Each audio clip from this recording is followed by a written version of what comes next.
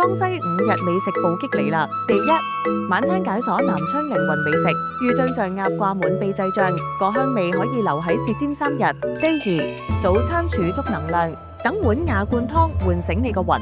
午餐衝上遼寧家菜，鑊氣十足，餸飯一流，啖啖都係鄉土香味。晚餐景區自由掃街，想食乜就買乜。第三，早餐喚醒活力，酒店自助任你揀，中西合璧超滿足。